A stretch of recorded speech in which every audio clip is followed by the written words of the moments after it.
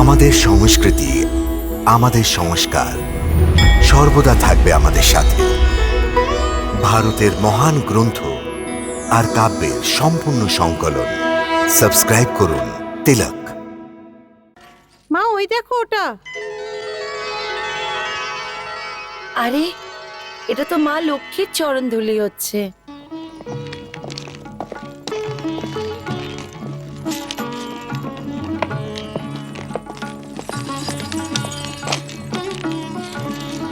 বৌদি,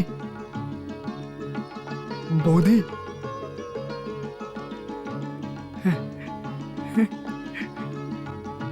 বৌদি, বৌদি, এটা কি দেখছিল? এটা কি ধরনের আলো ছিল? মনে হচ্ছিল যেন সহস্র সূর্য মিলে এই ঘরে নিজের প্রকাশ ছড়িয়ে রেখেছে। সারা গ্রামবাসী আপনাকে ধন্যবাদ জানাতে এসেছে।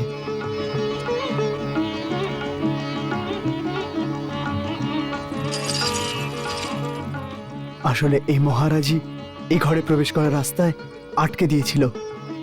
মনে হচ্ছিল আলোর একটি দেওয়াল সামনে দাঁড়িয়ে পড়েছে।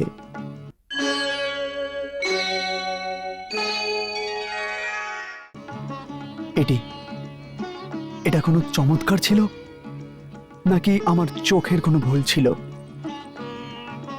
চোখের ধোকা নয় ঠাকুরপো, এটা সত্যিকারের চমৎকার।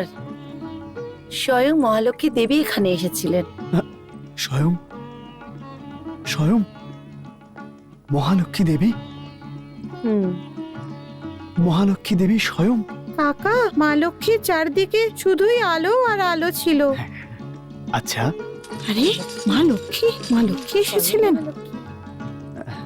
কাকা, দেবীর 4 হাত ছিল, 4 হাত। হ্যাঁ, 4 হাত? 4 হাত? চার হাত? ওই দেখো কাকা।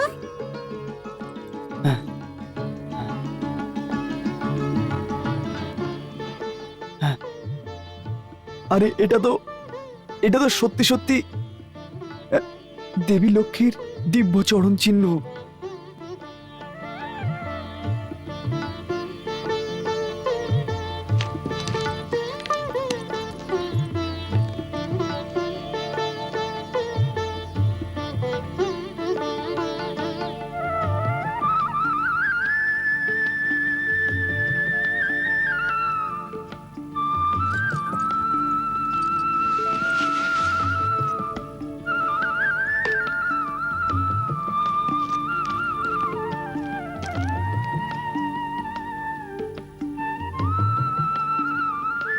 বসুন্ধরা, তুমি কোনো দেবী, আমাদের প্রণাম স্বীকার করো।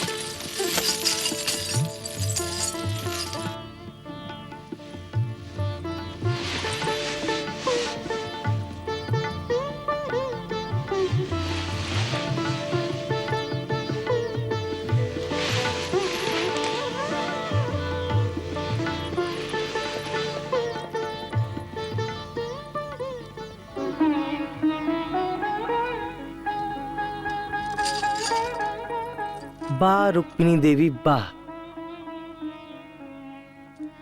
আপনি বসুন্ধরাকে এত সুন্দর বানিয়ে দিয়েছেন, যেমন শুকনো পৃথিবীর মাটি বৃষ্টি হওয়ার পর আবার থেকে সবুজ সমৃদ্ধ হয়ে যায়।